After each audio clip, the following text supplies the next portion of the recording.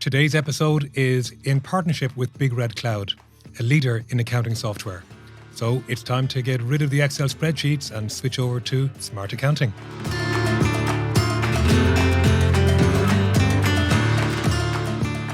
So today I'm joined by Colin Gordon. Colin and I know each other quite a number of years. Indeed. In fact, we started out back in the days when you were CEO of CNC Ireland, Colin. That's right, yeah. And we did a piece of work around customer at that time. And then you moved on to Glanbia and we had things like Project 400, you might remember. Yes, I do. And all that went with that. And you retired only a few years ago. So looking forward to hearing from you today, Colin, about some of your stories, but also about your book. Because you've just informed me that you're planning a rewrite. So all of that, loads to talk about. Great. How are you? I'm really well. I'm really, really good. Looking forward to this. Yeah, me too. Great to spend time with you, yeah. Yeah, sure. So, Colin, what are you doing now? What am I doing? Well, I'm not allowed to use the word retired. Because Me too. I think retired is it's a very negative word. It implies, almost like cloth caps and slippers and pipes. So I'm redirected.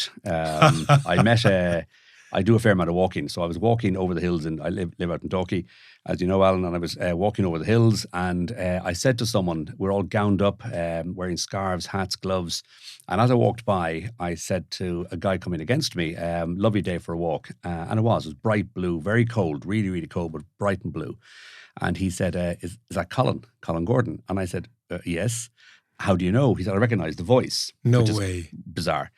Turned out to be a guy called Guy French, who was the lead partner in McCann's when I was in Cantor and Cochrane Group. And he recognised my voice from obviously the years of using legal expertise when I was in CNC. And he asked, what was I doing? And I said, I've retired. He said, no, never say that. Never say retired. Say redirected or repurposed. So I'm out of corporate life in terms of full-time corporate. I've always seen myself as being a professional manager, and that's what I've done. I haven't been an entrepreneur. I'm not an artist. I'm not a performer. I'm a professional manager and professional marketer in many ways. So I use my experience from corporate life and my experience just for being on the road and having seen things in many different formats over the years, particularly in consumer foods and consumer products.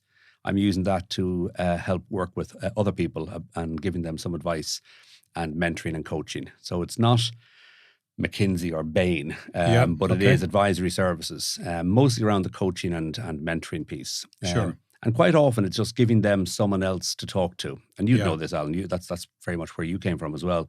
It's quite often it's just another voice. It's another chance for them to bounce things around. They want to hear things fed back to them, not always in the affirmative. And it gives a challenge to what they're doing. And that's what I try and do. And I enjoy doing it. Sure. It means I'm able to work with people who I like and projects I like as much as I like. So I'm very lucky to be able to do it. Very lucky. Are. And I know you and I also have collaborated on strategy stuff, but leave that aside for now, because I know you're also a non-exec director. And one of them in particular I'm curious about is Concern. So talk about that. So here we go in terms of full truth. I stepped out of Concern by normal tenure after many years, just in the year gone by. So I've just finished that. I didn't know that. Okay. So it's the end of a long tenure and a long association, but I'm not fully gone. I'm still doing some work with them, and I'm advising them on some projects as well, particularly in terms of board structure and board committee structures. Which I'm enjoying. So although I'm not on the board anymore, I'm still working on board-related matters as part of the family that is Concern worldwide. Concern is Ireland's largest NGO, international aid organisation, gets funding from the Irish government, from the American government so far, from the British government. The Korean people raise money for us. We have an office the Concern have an office in Korea, in Seoul. We generate a lot of money from activities in countries, from running Concern shops, particularly in Northern Ireland and in the UK, to fundraising and people's regular giving, to people leaving money to us in their estates. A whole range of different activities. Yeah. How I got involved is actually interesting because I remember in about 2009, I think. Maybe 10, I was struck by how negative the environment had become in Ireland, and there was a huge amount of of distress and upset and difficulties around the financial crisis. So Ireland was bust, but the country, the people of Ireland weren't en masse bust. There were some, obviously, some far too many particular examples. But I put together a paper for the board in Glanbia, where I was working at the time as head of the consumer foods business here in Ireland. And the paper was more or less saying, you might think things are bad, but look at how we compare against other countries. And there was a whole range of different parameters, data points. And I sent it to the board, and there was a general feeling of, wow, I didn't know that. It was the number of nurses per population, the number of beds per population, hospital beds per population, the number of guards we have, our police, the number of motorway miles per car kilometre driven, or number of motorway kilometres, I guess, rather than miles. So there's a whole range of different things about how much we've progressed and how we compare. Some of them were social, some of them were economic, some of them were financial, some of them were cultural, some of them were how long we live, the general health of the population, whole range of different things. So we were in a good place. We were in a much better place than people were portraying. And the media, I was getting increasingly frustrated with the media, to the point whereby I voiced this a bit too much to the secretary, actually, of Concern, who was a friend of mine. And he said, what are you going to do about it? If we're that good, what are you going to, and we're much better than others, what are you going to do about it? And I said, I don't know, I'm just very frustrated. He said, do you want to join Concern? Do you want to join Concern as a member? And then as a member, I was invited to join the board, co-opted onto the board, and then was elected onto the board. And I served on the board for 12 years. 12 years, yeah. My gosh. Right. And it actually was a very good way of being able to maybe direct some of my frustration. That's not to say in any way I took for granted the Irish situation as being, acceptable. But contextually, it wasn't all as bad as it might have been in other circumstances. And certainly nothing as bad as it was in the 1950s, 70s, early 80s. So Colin, I know Concern to be a huge organisation, but give me a sense of scale. I mean, who are the beneficiaries of Concern and where?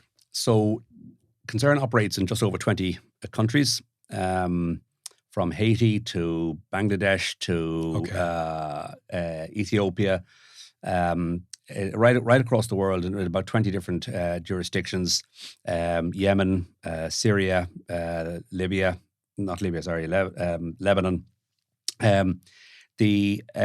It's about, say, €220 million revenue of a business. So right. It's sizable, and it's about depending on different circumstances, but well over 4,000 employees.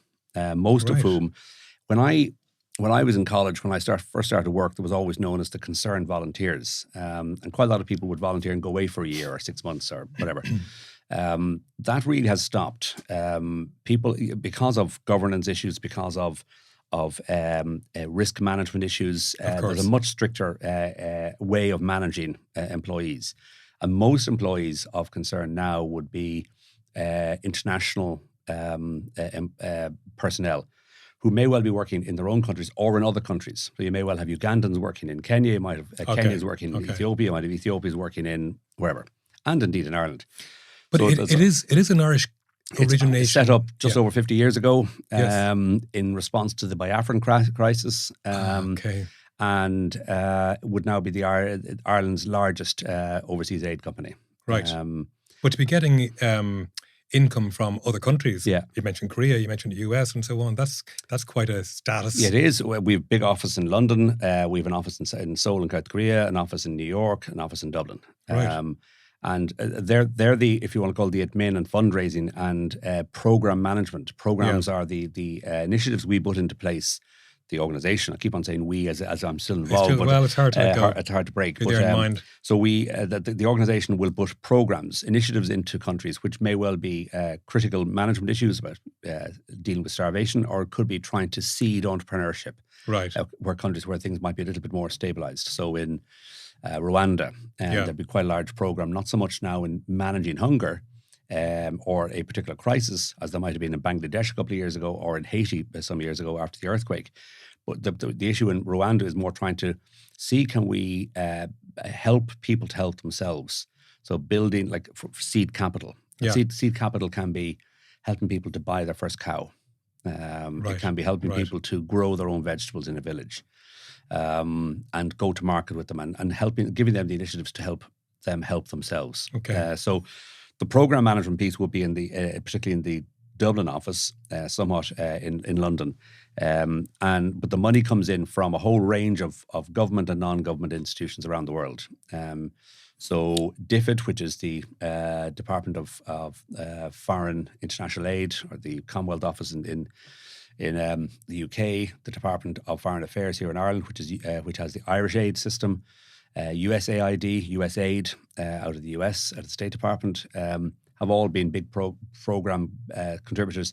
Likewise, Norway, Sweden, different countries around the world would contribute to a whole range of different institutions. So it could be Oxfam, it could be Concern, it could be Trócaire. Okay. And they'll say, okay, that program suits what we're looking for as a government with our international aid policy. That program suits what we're looking for.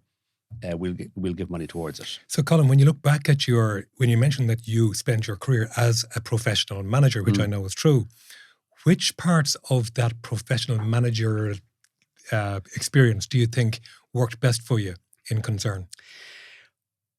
So you're managing, on a couple of levels. One is the board governance and the board priorities, and being able to understand why they are set as they are, and maybe challenging that and supporting that where necessary. Then obviously the priorities are coming from a strategy, so helping understand and work on the strategy, and the strategy was revised every 5 years, and very, very strictly, and not changed every year, which is quite unlike a lot of companies now who have a 5-year plan done every year, which kind of makes a bit of a nonsense at 5-year planning. But also things like how to deal with personnel, how to deal with legal issues that would arise from time to time, which I would have built experience with over time.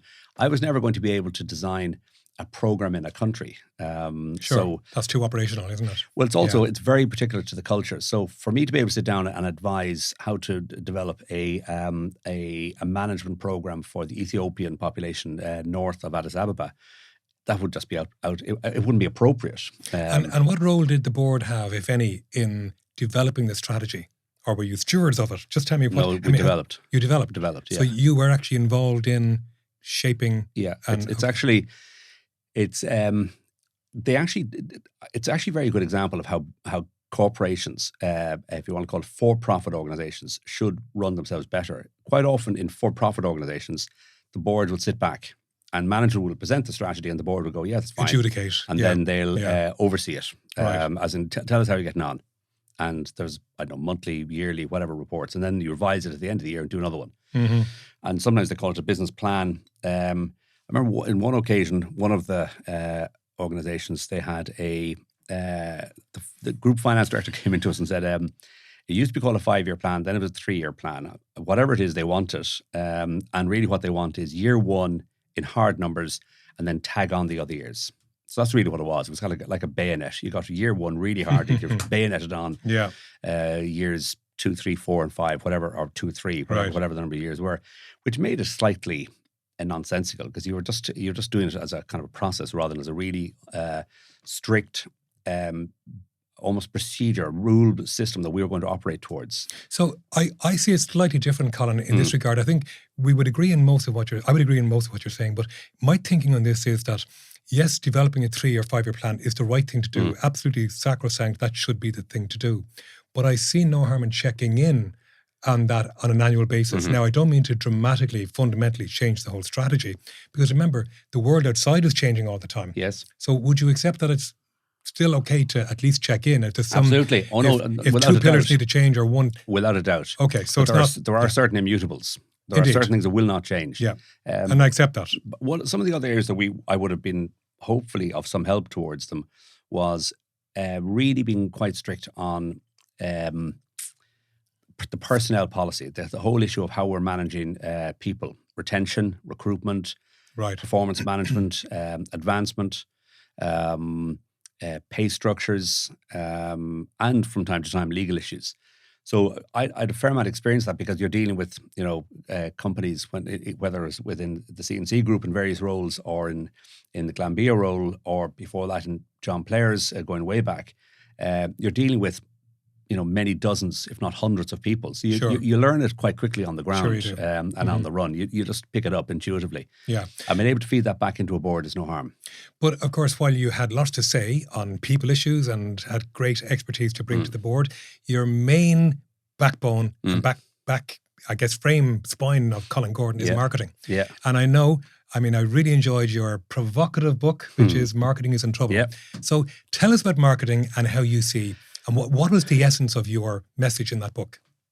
When I was really, really fortunate. When I was talking to the senior leadership in Glanbia, the idea was that I thought that when I went in, and once you start talking about leaving, you can't put that smoke back in the bottle. Sure.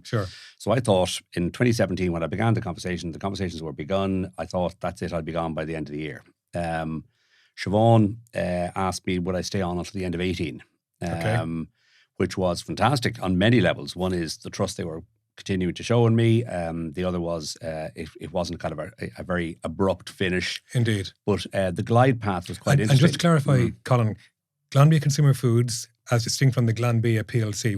Just tell the listeners a bit more about Glanbia Consumer Foods, what that does. Glanbia Consumer Foods, I've a CV problem, Alan. Every company I've worked with has changed their name since I left. Indeed, yeah. So John Player and Sons became Imperial Tobacco Ireland Limited. Okay. Showerings, which was the company I worked for originally in Clonmel, which is part of the C&C Group, was renamed Bulmers Limited. Sure. Bulmers was the brand that I was working with down there, along with other brands.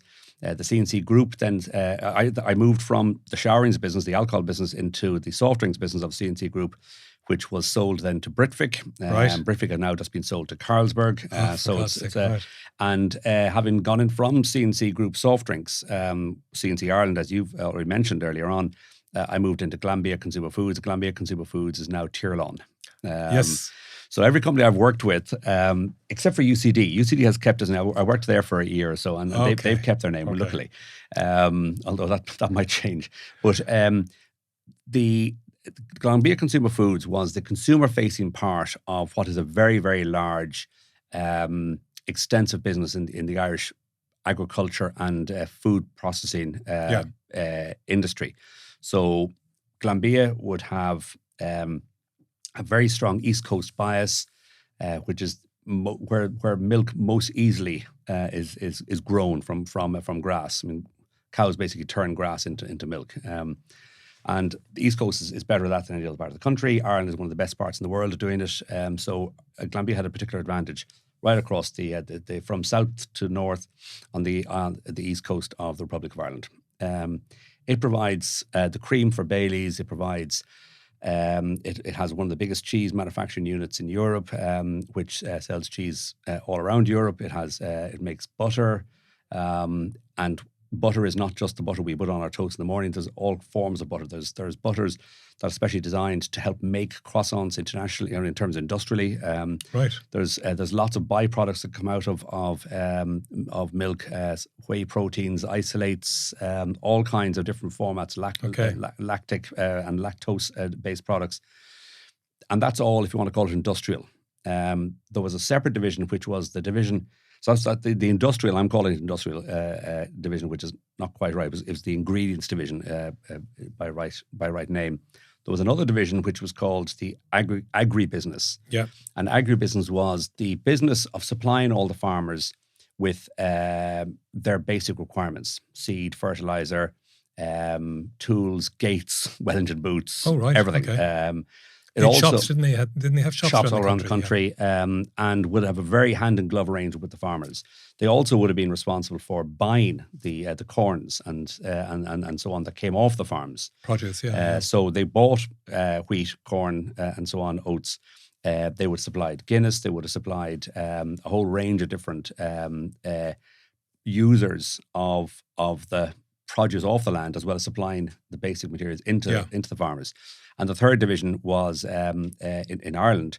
The third division was the consumer foods business, which is you, Avonmore, Premier Milks, Kilmeaden Cheese, Yoplait, CMP Milk in Cork, name a county, and we had a milk from Golden Vale. We had Wexford Creameries, Wexford Milk, Wexford Creameries. We had Tullamore. So very strong Midlands East bias, north Right. south, from the north to the south. And we had milk brands, cream brands, and we had a whole range of own label products as well for different retailers in the country as well. But of course, I mean, consumer foods, you were bringing a market, even though you're CEO, you're bringing a very strong marketing bias, if you like, to that. Yeah. So what is it like marketing or driving the marketing for such strong consumer brands? I mean, that appear on every day in the kitchen table. Yeah. There's very subtle but important differences between, say, making soft drinks or making alcohol or making cigarettes and making milk-based products, particularly liquid milk. Liquid milk is the milk we put in our cornflakes and in our tea and coffee and so on. The coffee that's here will have liquid milk in it. And everyone sort of goes liquid milk, but there's dried milks and there's milk proteins and milk isolates and powdered milk milk and so on. Yeah, powdered milks and so on. So one of the problems is it's coming up. We contracted with the farmers because we needed milk all year long, and milk isn't produced all year long normally. It's not normally produced outside the months of March to about October. Cattle are dried off. There isn't much milk produced, except for the consumer market. Therefore, we needed milk contracted from farmers for 12 months of the year, every day. And cattle are milked, cows are milked twice a day. So it's a very, very, very intense, very vocational job of work for the farmers. But they're contracted to do it and they get a special price for doing it. The biggest difference between making club soft drinks or Ballygowan, which I would have been, or Pepsi or 7-Up, which I would have been responsible for in the past, or Bulmers, and making Avonmore milk is the milk is coming at you anyway and you can't store it. So you have to make a use of it. So you have to be really, really, really clever at forecasting, really clever at getting the product into the retail market. And being innovative too. And sold. And it has to be the right quality and all the right prices and so on. So it's a bit of demand and supply, and the two of them meet perfectly. And that kind of kernel was very. It became more and more apparent to me, not just when I walked in and saw it, but when I was leaving, I was going, that is a really, really powerful difference and a really powerful piece that what actually sits between demand and supply, well, marketing does. Because marketing is the only part of an organization that is there designed to look out into the market, understand consumers and customers and competitors, at the same time as looking into the business to see what I call how to make selling easier. So what's going on? How do I actually manage the product, the production process, the distribution process to make the product available for sale and repeat sale every day? And what did you see in the industry? I mean, never mind Glanbia, but in the industry that brought you to the point of believing that marketing is in trouble? There was several examples. One was a very well-educated, and this sounds a bit particular, but I've written about it in the book, a very well-educated, very pleasant, very engaging young marketer who had a relatively senior title, young compared to me, I guess, who came in looking for permission. We set up a system whereby nothing could be spent without approval because there was too much going on. There was too much kind of people spending because it had been agreed in the budget, and there was no real. Okay. Do you mean over a certain amount of money? I'm sure it was over a certain number. Yeah. So any program over a certain amount of money had to be pre-approved by the marketing director, the finance director, and myself. All right. So the marketing director happened to be away on holidays, and the finance director happened to be just down the country. I can't remember. It doesn't matter. So this senior enough marketing person came into the office and said to me, can I get approval for this? And I said, yeah, but what about the marketing director? He's not here. And I said, okay, so you're in a hurry. Yeah, I have to do this really quickly. I said, why? He said, because the program is going to start. The outdoor program is going to start pretty quickly. And it was an outdoor program that he was looking for permission, outdoor advertising. And I said, whoa, hang on, hold your horses. Where's the finance director's approval? I can't find the finance director. He's down the country and I need his approval. I said, so you're coming to me to ask, can you get approval for something that's going to happen anyway? He said, well, rubber stamping. I'm not quite sure about that. Right. I said, well, okay, explain why He said, well, I don't know why. He didn't quite say this, but this was his intention. I'm not quite sure why we have to get the approval because it's going to happen anyway. And I said, why? Because it's in the budget. I said, well, what's the budget mean? Okay. And he said, well, it's in the budget, so why aren't we spending it?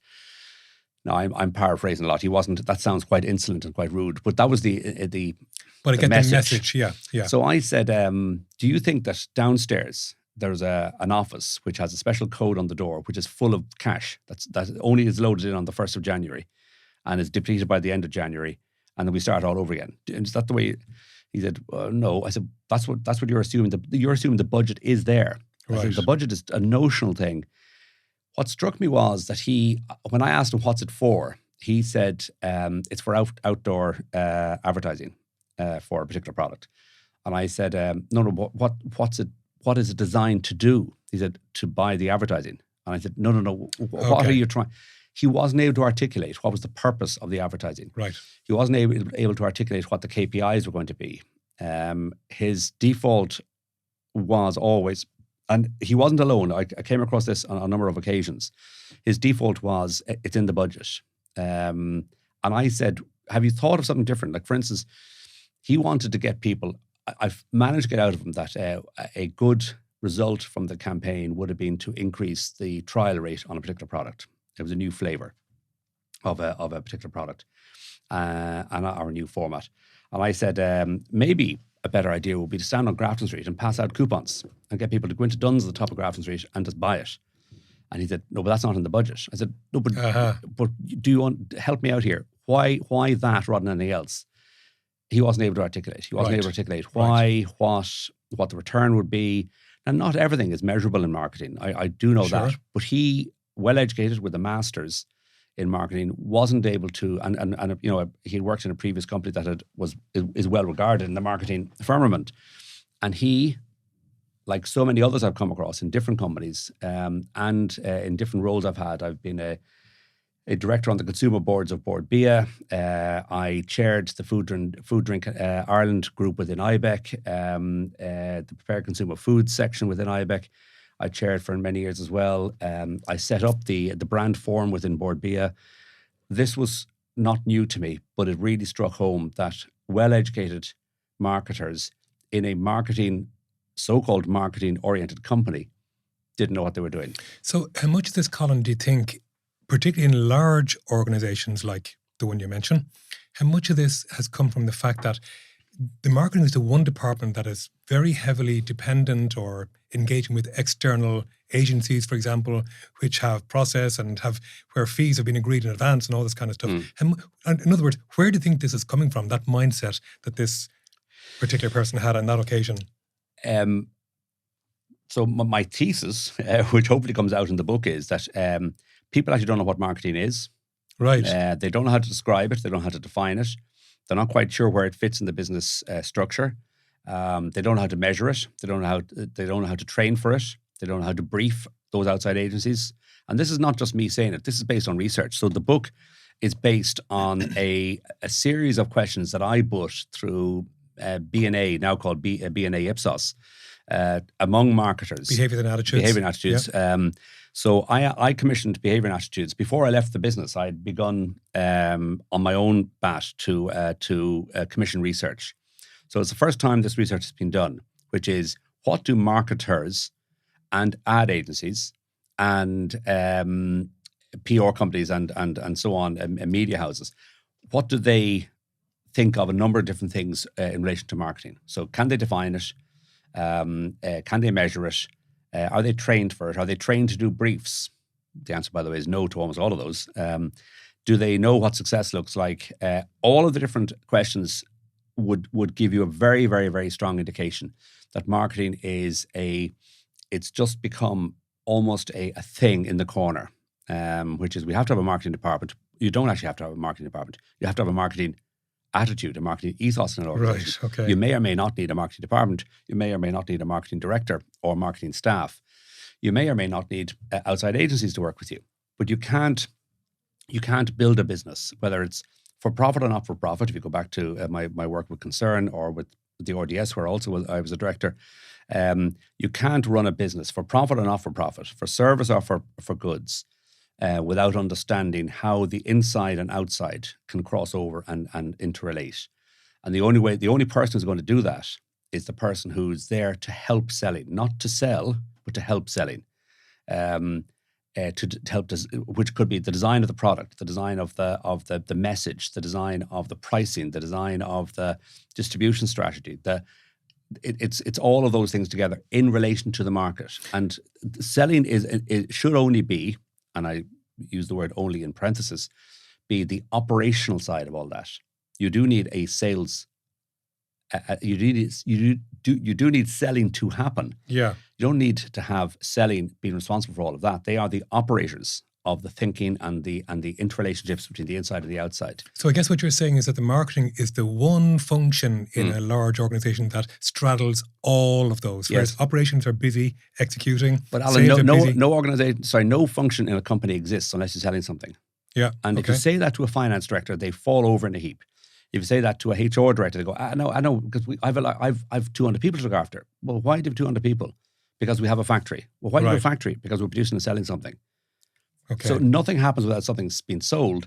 And how do you make selling as easy as possible? You have to have somewhere, it doesn't have to be a marketing department, but you have to have a marketing attitude, ethos, approach, which recognizes the internal and the external and makes the path as smooth as possible. That's what my book ends up with, making selling easier, MSE, as I call it. So, I'll give you an example. Again, it's from the food industry, but it could be for any industry. We were trying to sell a new product, and the standard case was 24. It's very hard because you have to automatically build in for a new product in the food industry or food and drink industry, you have to build in a certain wastage or returns. So it's new, mightn't sell. I guarantee you, Mr. Retailer, I'll take back anything that doesn't sell. He quite often would say, but I've nowhere to put it. You're looking at my 24 in a case. Where do I put 24? So a good marketer will say, I'll tell you what I'll do. For the first year of this program, with this product or this format, I'm going to make it in case of 6 because it's going to be easier to sell in. The price, the headline price is automatically a quarter what it would be if it was 24s. It's now down 6s. That's quarter. The possibility of returns is much lower. The ability to be able to talk about the number of cases you've sold and therefore the overall image becomes more favorable. Mm-hmm. A salesperson won't necessarily do that. It might, but a production person will say, no, we make it in 24s. That's what we do. The finance guy is going to go, whatever, just, I don't know, just tell me what it is. I'll give you the unit price. Are you almost alluding to a hierarchy then in large organizations, particularly where, and you are certainly, you're putting marketing as being at the spearhead here? Oh, absolutely. Right. I mean, so how do the sales guys feel about that? Well, if the marketing team or the marketing ethos, so it could be the CEO, if they're doing their job properly, the sales guys will respect them for it, right? Because they'll know they're making my job easier, right? Right. If making selling easier is an ethos in the organization, and everything hangs around that, it can be make a really good ad, please. It can be can you come out with different formats, different packaging formats? Can you deliver a different distribution strategy? It doesn't have to be a marketing department that does that.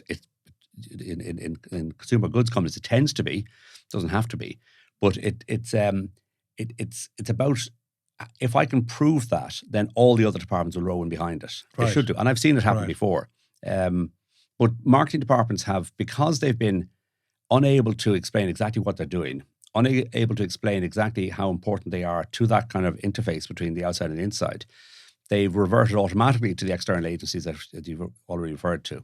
They've defaulted automatically to a number of likes on Facebook. To the whole social media thing I think has been the biggest ruin for a lot of marketers. Maybe not for marketing, but for marketers, because they've become slaves to numbers rather than actually to. Sure. So I likes are not customers necessarily, and they're not sales. Mm-hmm. And marketers will. The number of times I've been at different conferences when people stand up, and I'm not talking about Glanbia here now or CNC or whatever.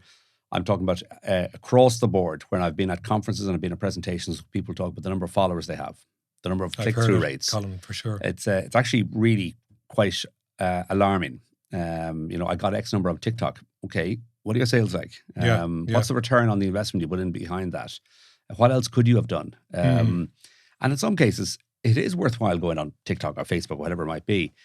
Not always, and but certainly it shouldn't be the default, and that's what it's become. So But marketers have become almost like a social media department. Well, that's the point I was going to make, that it feels to me, Colin, that when people talk about marketing, particularly young people coming through college and so on, there are so many courses now, digital, it's always digital marketing. You never hear now marketing, it's digital marketing, like as if the other elements of marketing, like traditional, don't count. Don't count. Yeah. But where's that gone wrong? Well, I'm going to date myself. I can remember the fervour there was around direct mail marketing. Gosh. And that's dating me, probably dating you a little bit, Alan, as well. Yes. But and there were direct mail awards of the year, agency of the year, campaigns of the year. There was a huge amount of focus and energy. Nothing like that is what's there at the moment. Social media has become bigger again. But so I imagine if you go back in the day, press was probably seen, TV was seen, I know, radio was definitely seen as being, this has changed everything, everything's changed.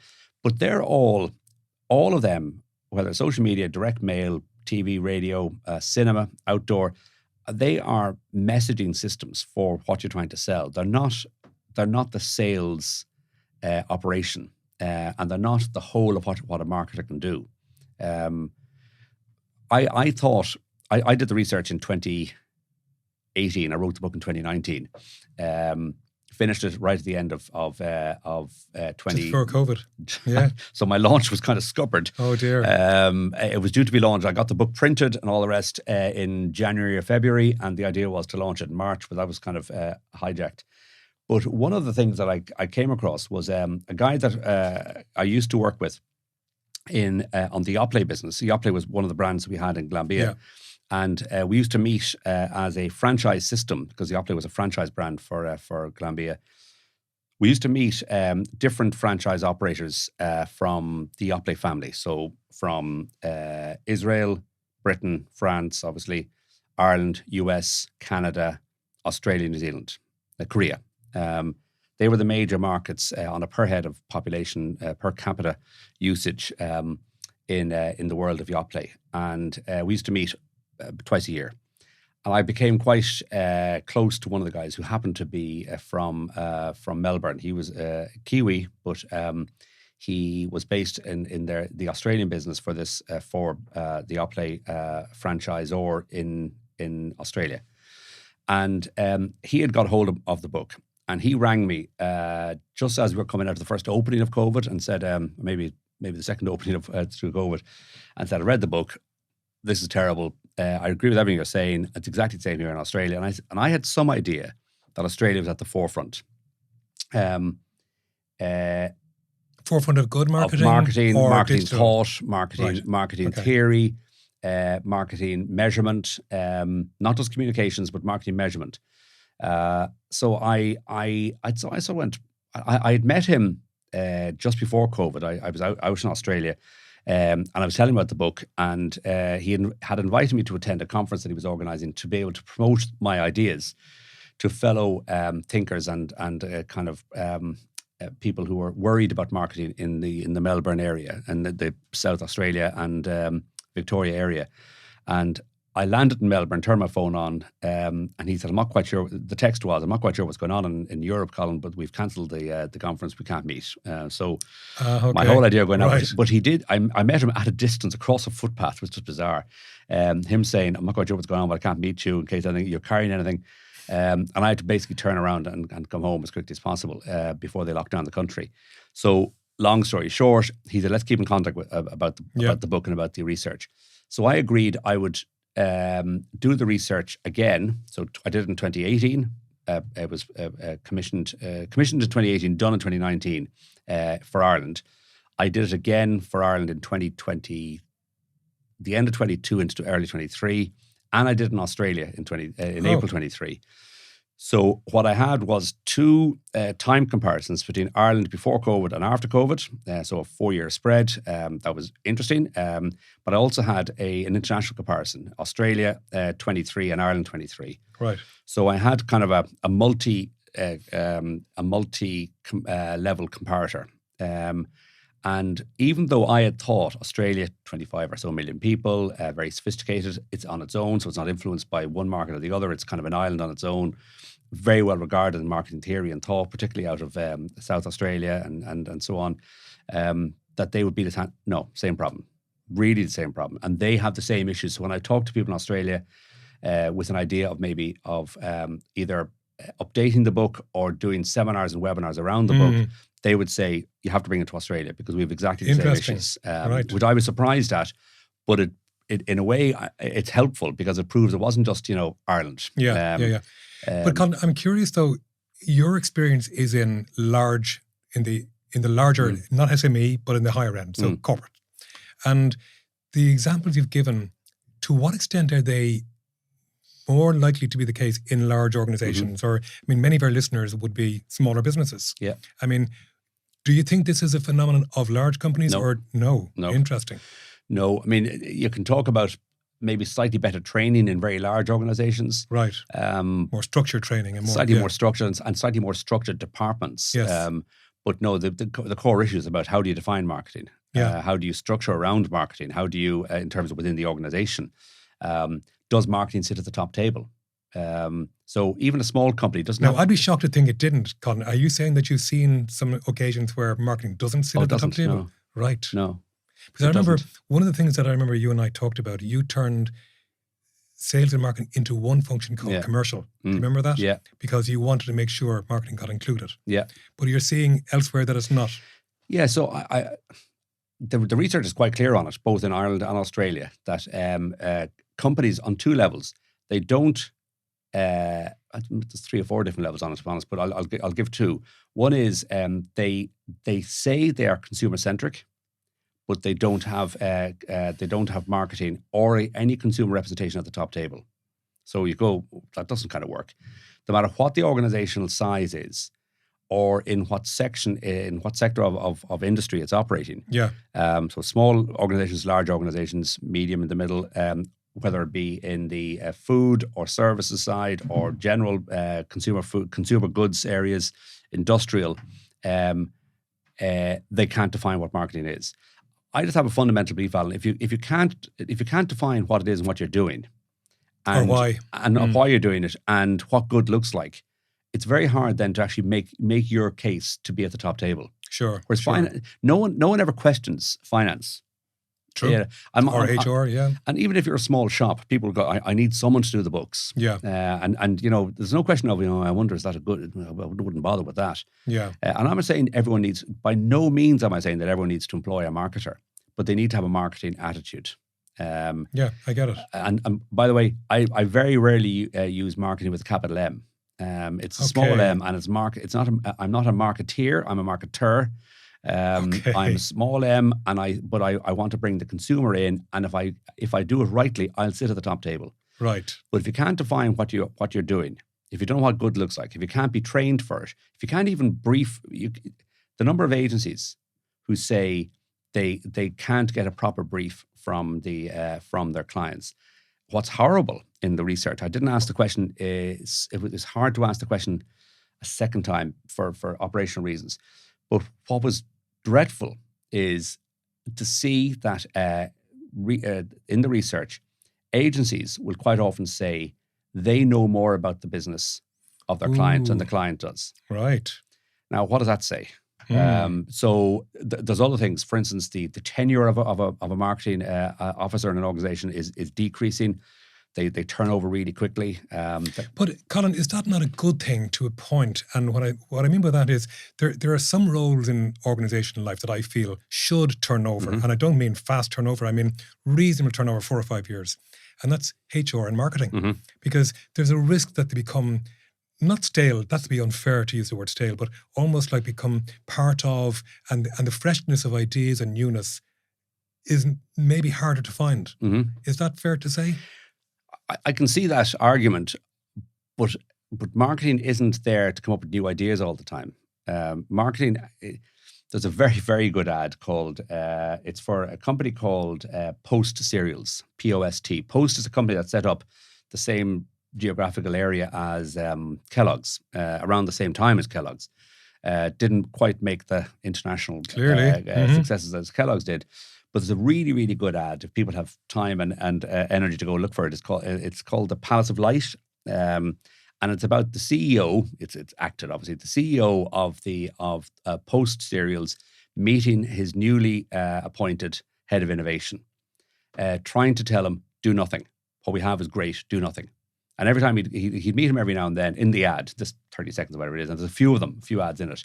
And he'd ask him, what have you done? Actually, I've done nothing. Great. That's fantastic. You're doing a great job. and there's a truth in it, which is some things don't need to be changed. You don't need new ideas. You don't need to have, fantastic. Some things just need to be very carefully minded. So it's what was the Ronald Reagan, just don't stand there, do something, or just don't do something, stand there. Right. And which way do you want to do it? And marketing has become very busy being busy. Interesting. One of the things they do, and comes out in the research quite clearly, is they have manufactured a way to fire and rehire agencies and outside suppliers really quickly. So if a finance director or CEO or chairman is saying to you, what are you doing? Actually, we're in the middle of a big pitch process. We fired the agency because they weren't good enough in this, and the competitor has done something. We need to do something ourselves. That'll take 6 months. Right.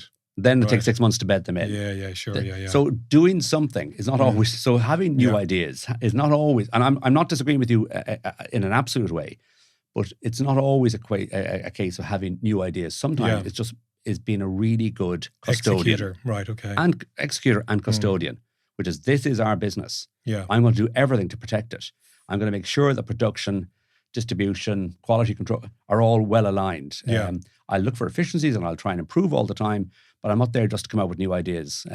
So, Colin, what's the future then? I mean, how do we fix this particular issue? I mean, there's so many young people coming through. Like I said, again, I don't have stats to but my sense is that the number of young people going through college, the emphasis on digital marketing, I would suggest, is much higher. Now, tell me if I'm wrong. No, you're not. No. Right. So no, there are master's courses in it. How do we fix this? I think you have to go back to first basics. What is marketing? But is it the academic institutions that got to readdress this? Academic institutions, state institutions, state organizations, they pay lip service to marketing in many regards. They will have courses, and some of the very good institutions will have courses and programs designed about packaging. But packaging is only, and basically it's about packaging design. Yeah. There's loads and loads and loads of different aspects to marketing, and they're not really bringing it back to a kernel of an idea, which is, what are you doing in your organization to make selling your product on a repeat basis as easy as possible? What are the hurdles? And anyone can work out. I'd say if I sat with any organization, any one of our listeners sat with a third-party organization, an organization they're not very familiar with, and asked a number of questions, they'll find out quite quickly what are the difficulties in making selling easier. Quite often, someone in the marketing department will say, the sales guys, so they're always... they blame. All they want to do is drop the price. Well, why? Well, why do they want to drop the price? Well, because you can get really close to what's the problem, and then you can start clearing things up. Yeah, it's the wrong size case. It's the wrong size product. The distribution is wrong. We don't do enough promotional deals. We're too dependent on just on price fixing. We don't have a good relationship with our retailers. The factory guys don't make it on time. The distribution guys' success rate is really poor on delivery. The finance guys don't get their invoicing right. Our PODs are all over the place. Sure. There's 1,000 different things that actually can go wrong, that make you a hassle for a customer or for a consumer. And why can't you just spend your time trying to clear that up? But you won't do that unless you actually can stand back and go, what are we trying to do here? What is our business about? And how can I make that as easy really and good. simple as possible?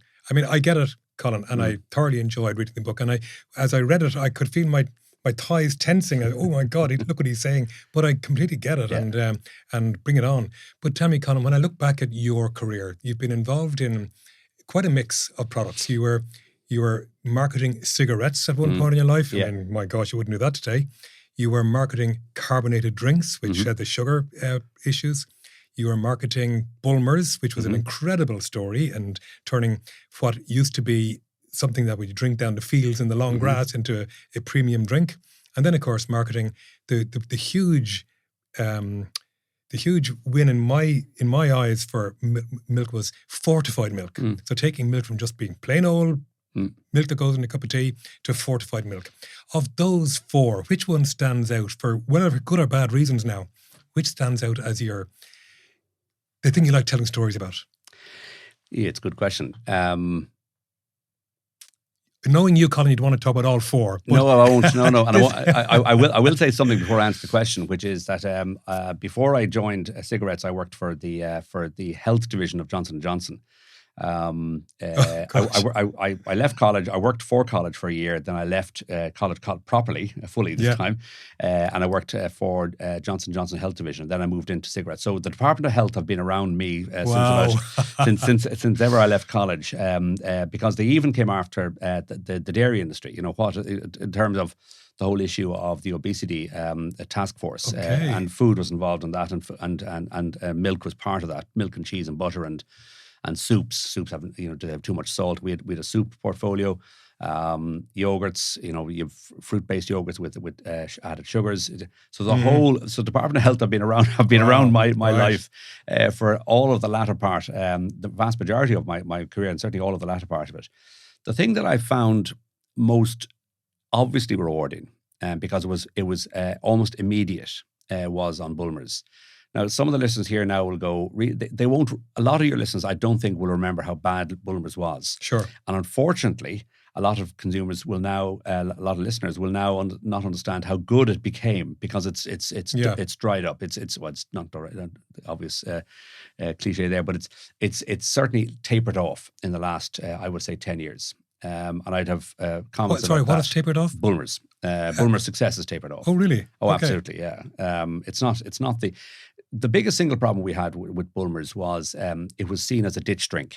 Yes, it was seen as the drink that drove you mad. And it was seen as, the English word for it was scrumpy, which was basically people making cider in their local village or even in their own homes. Very unregulated alcohol content, and not necessarily the best hygiene. And it would, it would make you a little bit woozy, and certainly scrumpy, and unregulated cider was a recipe for disaster. And Bulmers, with flagons, with large 2-litre cheap products available through Linden Village and other products, Yarlington Mill, Woodpecker, and Bulmers itself, the brands that we had, didn't help. So I remember doing and I remember clearly, it was a beautiful summer's day. We did a research group in around the country. The one we were doing was in Athlone, and the Prince of Wales Hotel, which is no more, I don't think. And we sat in a room now. I think it is a Radisson now. So we sat inside one of the conference rooms, and we had a very, very good conversation, which I had picked up in New Ross and in Cork and in Dublin and in Galway on previous research outings in the previous couple of weeks. We're in Athlone, and I had asked the research moderator, could I sit in the room this time rather than sitting outside and watching it through a glass? Yeah. And the rule, I might have done 2 or 3 in the room, and he had said, okay, the rule is you don't get involved. I'll introduce you as someone who's learning the trade, but I don't want to muddy the waters. So anyway, I obviously had enough at this stage of hearing how bad cider was, and the researcher, who I would have known well at this stage and would have been very fond of and trusted hugely, he said, so what would you do? What are the essential issues? Will you drink it in the summer? I might have a pint, but I wouldn't have a second one. I wouldn't trust myself after 2. Would you have it in the winter? No, I never have it in the winter. It's a summer drink. Could you advertise it differently? I'm not sure what difference that'll make. Would you put it in different formats? No, I'm not quite sure. Would you do it? So I stepped in and said, just sorry for interrupting. I just want to ask a question. Would you withdraw it? Would you just stop it? Because we at the time in Showerings had Ritz, Stag, Sidona. There's names from the past. Yeah. We had Madison, Britvic, all of which were very good profit earners. Bulmers was the biggest brand, and we were probably best known for it. But it wasn't the huge profit that it should have been given its size, and was always in trouble. It was always picked up by the papers as being the cause of alcohol problems. There was different duty on it in those days, wasn't there? There was a much lower duty on it than beer. Right. And that duty was cheap. So it was cheaper than beer. and it was available in 2 litre bottles, which beer never was, which meant that people were able to abuse it.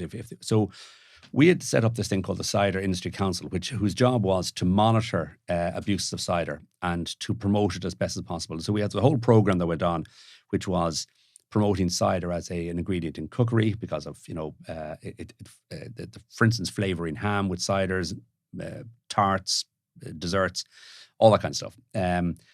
But at this research group, we'd set this up already, and the research group was trying to find out how consumers are feeling about Bulmers in particular, rather than cider in general. And one of the guys in the group said, "There's nothing you can do with it." I stepped in and said, "So, I should ask the question: should the company withdraw it?" "Oh, no. And everyone around the room looked at me as if I had just spoken a terrible calumny. No, you can't get rid of it. You just need to get it right. And getting it right was, stop telling me that it's a beer. It's not. Tell me what it actually is, which is cider, which is apple, and there's nothing else in it, which then became Nothing Out of Time. And Nothing Out of Time was like turning a light on. So we went from relatively steady to high double-digit growth every year. And it was really hard to write down on when you're doing your corporate plan, to actually write down, I wonder would we do another 20%. 20% in the alcohol industry is unheard of. Absolutely, yeah. 10% is unheard of. Yeah. 5% is kind of, it's like really? It's like a sigmoid curve, isn't it, Colin? Yeah. You get to a point and you're hovering around. So are you suggesting that Bulmers is on the top of that curve now, the maturity level, and is in danger of dipping if it hasn't already? I have seen some ads for Bulmers in recent months, but very rarely, and only in recent months. They don't advertise it. So here am I now. I'm going to contradict almost everything I said, because but marketing is about making it easy. So they are making it easier was to take away the impediments people had. People assumed that there was something inside. Yeah. So we said there is nothing out of but time. Right. Time to mature it. Great. We generated an ad around it. We generated a whole campaign around it. We stopped sponsoring any. I mean, the sales force hated us for it. I mean, there were rows at sales conferences about it. I stood up and said, we are stopping all in-pub promotions. In-pub promotions were the thing for the alcohol industry. I remember. Yeah. Remember Furstenberg? Do you remember Heineken, Bulmers? Heineken, Bulmers, all of them. Budweiser, everything. Budweiser was promoted. Promoted, like it began as a promotional thing. Yeah. And it spread around the country based on in-pub promotions, and there was all kinds of competitions, and Yeah. Remember Hundhar and Furstenberg, and they used to have the Hundhar parking on a beer mat. And the idea was you got the two of them for X pounds at the time, and you could chuck the two of them, and you could put the Hundhar snaps into the Furstenberg and really knock your socks off. So with very little regulation, all about promotions, huge around about get this into you. Mm-hmm. But people were terrified of doing that with cider because they just didn't know what it would do to them, because there was a really good thing. The alcohol strength on bottles was lower than the alcohol strength of kegs. And the company didn't know about it. The company didn't know. No, wasn't deliberate. It was just the way things happened. Technical issue. And I said, why? And that's the way it's always been. I said, but why? Why can't we bring it back to a standard strength? Save a pile of money, by the way, right? Because of duty. But B, and also you could use the product more. You could stretch it out over longer, a bigger number of volumes. And we withdrew all promotions. So we didn't want people to be drinking loads of this. We wanted people to enjoy it, savor it, and have it again. Maybe that evening, maybe another evening. So instead of just having it in the month of August because the weather was good, they'd have it what became occasion-based marketing. So we promoted golf, we promoted sailing, which were the antithesis of anything to do with beer and spirit advertising and promotions. So we sponsored golf competitions around the country. We sponsored the national golf competitions. We sponsored sailing. We only advertised around golf courses and around sailing. So legitimizing the relationship, I guess, yeah. And stop this kind of widespread, get this into you approach. Right. And that tied in with Nothing Out of Time. The sales force hated the idea that we weren't going to do promotions, because they loved to go into a pub and say, wait, I'll tell you what I have. I have a great promotion. I'm not giving it to everyone. It's for you. Yeah. It wasn't working. It was getting immediate volume in that particular pub, and then it would just dry up quickly as people went, I got hammered that night. I don't know what happened to me. Sure. They would get hammered on Budweiser, by the way. They would get hammered on Harp. It reinforced their impressions. There's a dirty connection with the Bulmers. And it reinforced their impressions. Yeah. So we drove the price up.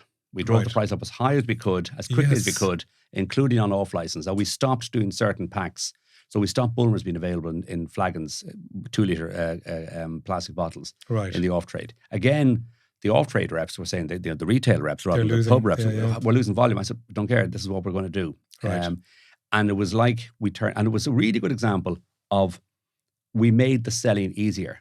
Yeah. We took away all the noise, all the impediments internally because we just made a consistent product. We introduced new pack sizes, long neck bottles, pint bottles into Dublin. We introduced new pricing, which meant the pubs got a better margin out of it as well. So they were happy. We made it easier. It wasn't immediately easy for the sales force, hated it, but it was immediately taken up. But over very, very quick time, the reps picked up on how positive it was seen by the retailers, even though the reps were against it. But when you say very quickly, do you mean in that same year? I mean, really? Yeah, over that summer. And Colin, I mean, that's an incredible story. I kind of guessed you were going to land on the Bulmers one because that's the one I know you really, really well for. But I also know you about the fortified milk one.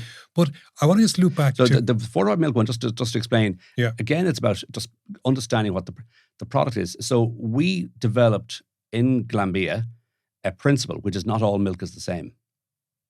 And whether it's a standard bottle of Avonmore or Premier, we treat it differently. We're able to prove that, by the way, for instance, in baristas and in coffee generation, generally coffee shops, we had a better frothing, all that kind. Not all milk is treated the same. Not all milk is the same. And we developed that as a mantra in the business, not just for the consumers and for the customers, but just for us internally, which is, this is important. It is not all the same. It's not the same as if we're up the road in another factory owned by another co-op or another producer. This is different. We do things differently. We behave differently. We look at quality differently, and we have different products. So we had Muju, which is flavoured with added protein, and we had Soup Milk, and both of them were. They gave a rise to a whole new culture in the company, which was the value-added milk. Which was a great strategy, Colin, for the fact that you had discounter retailers who were doing own brand milk. So they wanted to buy milk, but with their generic brand. Yeah. So therefore, for you to differentiate and get your margin must have been really challenging. So your way to do that was to fight with Fortified, which was your brand. Yeah. Yeah. So the added value. We used different packs for it. We incentivized our merchandisers. We had different pricing strategies, different communication strategies in terms of advertising and so on, different sponsorship strategies. We only would make it in one factory, not in all factories. It was treated differently. And it was not just, let's stick a new ad out there. It became part of the business ethic, which was, how can we develop a stream of milk products, brands, which can be protected against the competition, particularly around private label and tendering a piece, which have strong growth potential. Okay. And that was the one thing we looked at every week. So circling back and coming to a close on this, Colin, I'm just curious again that given that your whole thesis is that digital marketing is only one strand of marketing, but we got to think about the future here. And my suspicion is that for many young marketers and particularly small companies, they can see that it's small money. You know, they can put a few quid behind a little mini campaign, or be it on SEO or Facebook or something. So is that clouding in some way, I wonder, particularly for those you had deep pockets in the large corporates that you worked with. So you were able to do do you remember the weather ads, for example, around the news and so on? So you had deep pockets that you were able to diversify your marketing effort. But for smaller companies who both, two things against them. One is that they've little money, but the other is their mindset is that it's all about digital. But can we excuse them in some way for the fact that digital can be cost effective? Oh, absolutely, full excuse. I have nothing against digital, but what I have an issue with is it is the only way of describing what marketing is about. It may well be important to the business, right? But it's not all about what marketing is about. So why, if you're going to use digital, what does it mean for the business? So start with the business first, and the business purpose, and social media, digital media can come out of that. But it shouldn't be the one thing that actually happens first. And unfortunately, I think it's predominant, and then the business comes afterwards. I think if you actually say, well, this is what we're about. Now, the best way of achieving what we want to do is by using X or Y or Z, which could be digital. But it's not the be all and end all. It shouldn't be. So marketing in trouble, 2.0 is in your mind. Yeah, so my cunning idea was that I'd get the research redone and then I'd either renew the book or develop papers around it and see how that might go, or indeed do webinars. So I'm still in the process of working out what to do with that. It'd be nice to promote some of the ideas I have into, for instance, Australia or into other markets and see what the reaction would be like on the ground rather than just necessarily... and the comparisons, right. Yeah, and the comparisons are quite real. And Australia can't say, yeah, but that applies in Ireland. The Australian research reinforces, in some cases, enhances the information I've picked up from Ireland. I thought that there might be, that they might be light years ahead of us. No, in some cases, we're ahead of them. But the common issues are still there, and I think I'd like to see how that actually might be promoted. So it's 2.0. Let's see where it goes. I think the essential thing is marketing is still in trouble. I can smell a PhD in you there, Colin. Maybe not. Maybe not. But seriously, I mean, like when you're doing that kind of research, both longitudinal research and qualitative and quantitative, I mean, sure, it's all there for you now. Well, I can see the cap and gown on you now, Colin. Well, I tell you, I tell you, my actually one of the real charms of the book was that Damien McLaughlin, who's professor of marketing in Smurfit, wrote about it. He gave me the foreword, and I remember actually chasing him down at the time and saying, he'd promised to do it for me, and then nothing was coming, and I was getting close to, pushing the send button on the final edit to the publishers, and he said, no, it's coming. And typical Damien, it was manana in the nicest possible way, because he's a really, really good guy. And what he came back with was gold dust, because he is one of the people who I want to be able to talk to about how do we change marketing, because he is a leader of marketing education in one of the best colleges in the country. In Europe, I would even say. Yeah, absolutely. Yeah. So, if we can get people like him and others, and the Marketing Institute and the Marketing Society and others to begin to think that, there is something around this, and it's not just Colin having a rant. Good for you. Then I think it'll be worthwhile. Good for you. At the very least, it allowed me to articulate all of my frustrations and thoughts into one volume, as it were. Because otherwise you find that your mind is kind of going different directions. I needed to be able to identify what the problem was, have it supported by research, and give solutions. And I hope at the back of the book, people will be able to pick up, I think there's 10 steps, well, there are, it says 10 steps on the front of it, so it must be right. 10 steps to get us out of trouble. And there's no point in actually trying to just call out a problem unless you're actually going to give a possible solution. And I've tried to give steps to help people understand how they can get out of it. Good for you. So Colin, you're looking well. How do you spend your time after when you're not working? Because I know you did tell me one time that you were getting into your budgie smugglers and jumping into the cold water. Yeah, okay. Well, that's a bit too much information there, Alan. I do go. I swim. I swim every day. Do you really? Yeah. In the open sea. Yeah. Wow. Yeah. So there's an old saying about how do you know someone goes sea swimming, because they tell you. So thank you for allowing me to tell everyone. No, I do. I find it. It's almost become a necessary habit at this stage. I like doing it. Right. I like the routine of it. I go for long walks every day. I go for swim every day. The swim at this time of the year in the middle of, or the early part of February, is not long. You're a brave man. It might be a long walk and a short swim. But it's actually, given that it's the maddest thing you could possibly think of doing at almost any time of the year in Ireland, it's actually very social. You meet people and you talk about things that you wouldn't necessarily talk about. And people you wouldn't necessarily come across easily. And you've time with them because you're doing something which you have in common. So I've met people, I've talked to people whose company I really enjoy, even though it might just be fleeting for a few minutes in that day. You have something else to talk about the next time you meet them, and maybe meet them around the town or whatever. So I enjoy the routine of it. I enjoy walking. I don't bring my phone, don't bring keys. Oh, wow. If I haven't got my keys, there's no one at home. That's me outside. Don't bring my phone. I just love listening to bits of chats. I'm a bit like Maeve Binchy.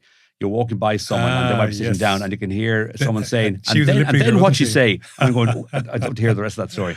And you walk on and then you hear the birds, you hear the sea, living in Dalkey, you get to hear it, you get to see the sea a lot.